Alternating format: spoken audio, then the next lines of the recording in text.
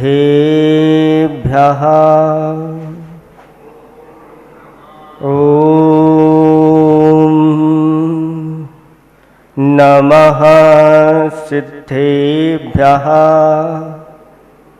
ॐ नमः सिद्धेभ्यः। निर्मल जल सामान्य है जिनका, चंदन से है दिव्य वचन। अक्षत सम अक्षत है श्रद्धा, सुमनों सा सुंदर है तन। नैवेद्य चरित्र जान है दीपक, बस विधि करते धूप दहन। ध्यान सुफल है अर्घ्य समाधि, मुनिवर तुमको नित्य नमन। अनर्घ्य पद को पाने गुरुवर, मेरा अर्घ्य समर्पित है। एक जीवन क्या सौ सौ जीवन, गुरुवर तुम्हें समर्पित है। ऋषिवर तुम्हें समर्पित है। देवादिदेव 1008 कैवल्य कमलापति श्री आदिनाथ भगवान की। देवादिदेव 1008 वर्तमान शासन नायक महावीर भगवान की। परम पूज्य 108 आचार्य प्रवर गुरुवर श्री विद्यासागर जी महामुनिराज की। 3 कम 9 करोड़ मुनिराजों की। आप लोग 10 दिन तो पूजा करते हैं। उत्तम क्षमा मार्दव वार्जव भाव हैं। सत्य शौच संयम तप त्याग उपाव है। आकिंचन ब्रह्मचर्य धर्म 10 सार हैं। और चहु गति दुखते काड़ी, और मुक्ति करतार है। 4 तो उसमें भाव बताए हैं, और उन भावों को अच्छी तरह से सुरक्षित करने के 4 उपाय बताए हैं। और आकिंचन और ब्रह्मचर्य ये तो सार है, जो लास्ट में आते, एक उपांत में और एक अंत में। और ये चारों गतियों से दुख को निवारण करके और मुक्ति को प्रदान करने वाले ही ये व्रत होते हैं।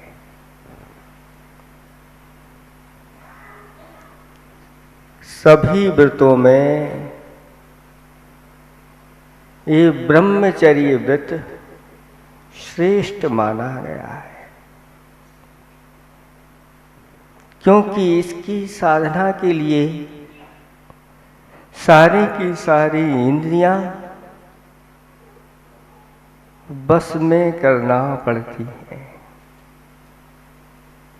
18,000 शील के भेद बताए हैं। उसमें मन वचन काय। मन से ब्रह्मचर्य व्रत का पालन करना, वचनों से ब्रह्मचर्य व्रत का पालन करना, फिर काय से ब्रह्मचर्य व्रत का पालन, कृत से ब्रह्मचर्य व्रत का पालन करना, कारित से ब्रह्मचर्य व्रत का पालन करना, और अनुमोदना से व्रत ब्रह्मचर्य व्रत का। फिर इसके बाद ये 3 का आपस में गुणा करो तो मन वचन काय कृत कार्य, ये 9 कोटि हो जाती। 9 कोटि से ब्रह्मचर्य व्रत का पालन करना। फिर इसके बाद 4 संज्ञाएं आती हैं। उन चारों संज्ञाओं पर कंट्रोल करके ब्रह्मचर्य व्रत का पालन करना। तो नोचों को 36, फिर 5 इंद्रियां हैं। इन 5 इंद्रियों को वश में करके ब्रह्मचर्य व्रत का पालन करना। तो 36 में 5 का गुणा कर दो तो कितना हो गया? 180 हो गया। अब 10 प्रकार के जीव होते हैं, 10 भेद जीवों के होते हैं, एक इंद्रिय पृथ्वी का एक आदि लेकर के। तो उन जीवों की रक्षा करते हुए ब्रह्मचर्य व्रत का पालन करना। तो 10 का गुणा और कर दो, कितने हो गए? 1800। और चाहिए कितने हैं? 18,000 चाहिए। तो इसमें उत्तम क्षमादि व्रतों को पालन करते हुए, ये 10 धर्मों का पालन करते हुए ब्रह्मचर्य व्रत का पालन करना, ये 18,000 सील। जब ये आते हैं तब सील की पूर्णता होती है। इसलिए 13वें 14वें गुणस्थान वर्ती सीलेश कहलाते हैं। मतलब सीलों के बहुत सूक्ष्म है, इसको अपन यूं ही ले लेते हैं। स्वर्गों में जो देव होते हैं उनको बताया कि वह किस प्रकार से अब्रह्म का सेवन करते हैं। कुछ तो काय से करते हैं, कुछ हैं स्पर्श, यानी काय से हो गया वो स्पर्श। फिर रूप से, सिर्फ रूप देख लेते हैं, संतोष हो जाता। और कुछ मन में ही चिंतन कर लेते हैं और उनको तृप्त हो जाते हैं। इसलिए आचार्य भगवंतों ने कहा कि मन में भी नहीं आना, रूप देख करके भी संतुष्ट नहीं होना और स्पर्श आदि से भी दूर रहना। ये जब होता है तब जाकर के ये ब्रह्मचर्य व्रत। लेकिन उत्तम ब्रह्मचर्य व्रत के लिए कहा कि उत्तम ब्रह्मचर्य व्रत उनका होता है जो मुनिराज स्त्रियों के अगर रूप आदि को देख लेते हैं और देख करके भी उनमें किसी प्रकार का कोई विकार नहीं आता, वह ब्रह्मचर्य व्रत को पालन करने वाले उत्तम ब्रह्मचर्य व्रत को। देखना नहीं ये तो बहुत अच्छा है, लेकिन प्रवृत्ति तो करना पड़ती है। और ये प्रवृत्ति में किस प्रकार से श्रमण को चर्या करना चाहिए। व्यवहार में ये 10 धर्म होते हैं, इन 10 धर्मों को लेकर के अगर मुनिराज चलते हैं तो उनकी व्यवहार में प्रवृत्ति बहुत ही सधी हुई प्रवृत्ति उनकी मानी जाती है और सबके बीच में रह करके भी वह निर्विकार रहते हैं।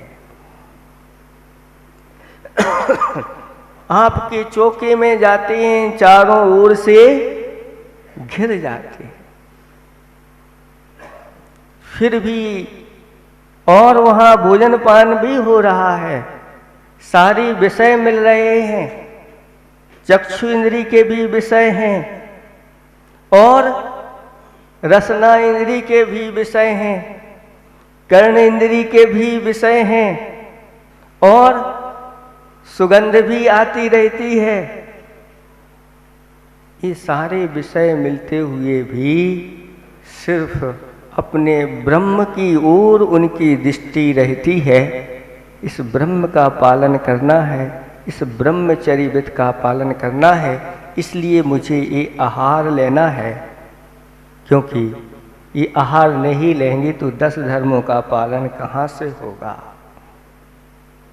इसलिए श्रावक भी अपनी वेशभूषा सामान्य रख करके और मुनिराजों के लिए आहार वगैरह देना, ज़्यादा श्रृंगार आदि करके नहीं देना चाहिए। यद्यपि वो तो उनकी परीक्षा होती है, लेकिन फिर भी ज़्यादा, आचार्य श्री भगवान कहते हैं कि ज़्यादा चौके में चटक मटक नहीं होना चाहिए। चौके वालों को भी सोचना चाहिए कि हमारे यहाँ ऐसे यति महाराज आ रहे हैं, वह भी किसी प्रकार से उनके मन में कुछ भी आए ना, उनकी सारी अनुकूलताएं मुझे बैठाना है।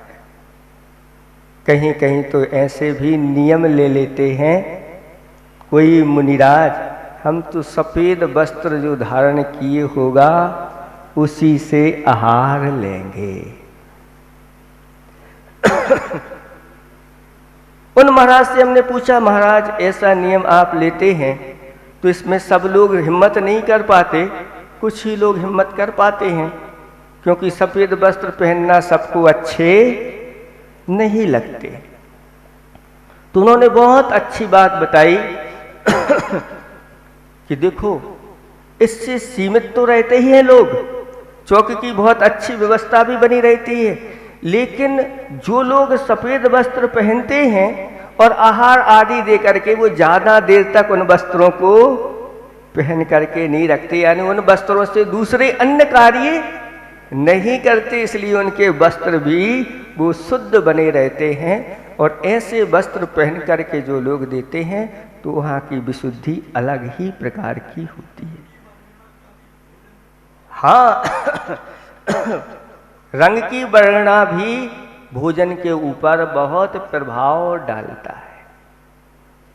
हमने आपको बताया था कि एक व्यक्ति ने पूरे अपने शरीर को काला कर लिया, वैसे काला तो था और काला कर लिया, काले ही उसने वस्त्र पहन लिए और अपने कमरे को भी काला काला कर दिया। जब इस प्रकार से काला काला हुआ तो उसके परिणाम भी काले हो गए और उसने आत्महत्या कर ली। ऐसा प्रभाव पड़ता है, इसलिए ज्यादा जो खोटे कार्य करते हैं उनकी ड्रेस, डाकुओं की ड्रेस देखो और सबका नाम नहीं ले रहे हैं इसलिए, लेकिन इस प्रकार की होती, इस प्रकार की ड्रेस से बचना। मंदिर में कहा काले वस्त्र पहन के नहीं आना, काले कपड़े पहन के आहार नहीं देना, काले वस्त्र आदि पहन करके साथ स्वाध्याय आदि नहीं करना। कोई यहाँ काले वस्त्र पहन करके और रात्रि में आपके लिए प्रवचन देने बैठ जाए, कोई विद्वान आके, तो क्या होगा?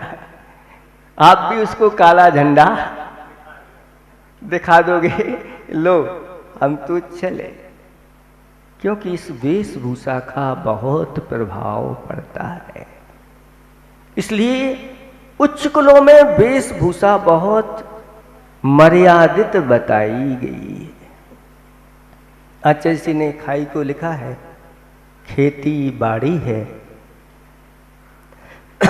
खेती बाड़ी है भारत की मर्यादा, शिक्षा साड़ी है। खेती बाड़ी है भारत की मर्यादा, शिक्षा साड़ी है। भारत की रीढ़ खेती बाड़ी है, और जिस देश में खेती बाड़ी होती है वह देश अपना तो पेट भर ही लेता है, लेकिन अन्य देशों को भी पेट भरने के लिए वह सहयोग करने के लिए तत्पर रहता है। और भारत की मर्यादा अगर सुरक्षित रहती है तो दो चीजों से है। एक तो शिक्षा के माध्यम से। आपकी शिक्षा कैसी है? अगर आपकी ये भारतीय शिक्षा है तो आपकी सुरक्षा है, और अगर विदेशी शिक्षा है तो वह संस्कृति सुरक्षित नहीं रहेगी और रह ही नहीं रही। कहाँ से कहाँ जा रही है। आज को एजुकेशन चल रही है, सह शिक्षा चल रही है, बच्चे बच्चियाँ एक साथ पढ़ रहे हैं। उसके प्रभाव क्या पड़ रहे हैं आप सब लोग जानते हैं। ऐसे भी उस समय जब गुरुकुल पद्धति थी, माता पिता बच्चों को इस प्रकार के संस्कार दे करके कि जब तक बेटा बेटी तुम्हारा ये अध्ययन चल रहा है तब तक तुम्हें संकल्प करना है गुरुओं से कि ब्रह्मचर्य व्रत का पालन करते हुए मैं शिक्षा ग्रहण करूंगी। वही सही शिक्षा मानी जाती है। शिक्षा किसे कहते हैं? शिक्षा की परिभाषा क्या है बताओ, किसे कहते हैं शिक्षा? शिक्षा का अर्थ क्या है?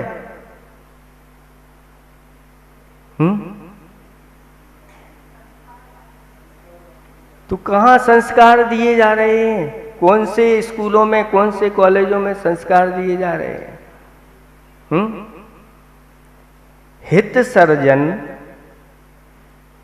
अहित विसर्जन शिक्षा लक्षण। हित सर्जन, जिस शिक्षा में अपना हित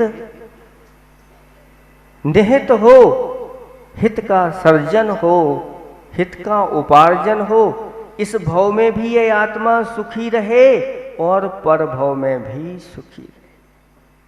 अहित विसर्जन, अहित का त्याग होना चाहिए। और अहित में ही लग गए अगर विद्यार्थी तो क्या वह अपना रक्षण करेंगे? क्या अपने परिवार वालों का रक्षण करेंगे? क्या अपने नगर का रक्षण कर पाएंगे? क्या अपने राष्ट्र का रक्षण कर पाएंगे? इस प्रकार की शिक्षा आज दी जा रही है। लेकिन अभी जैसे भैया शास्त्री जी ने बोला कि वहाँ पर इस प्रकार की शिक्षा दी जाती है उन विद्वानों के लिए, उन बच्चों के लिए कि वह अपना तो भविष्य सुरक्षित करते ही हैं और कई लोगों का भविष्य भी सुरक्षित करें।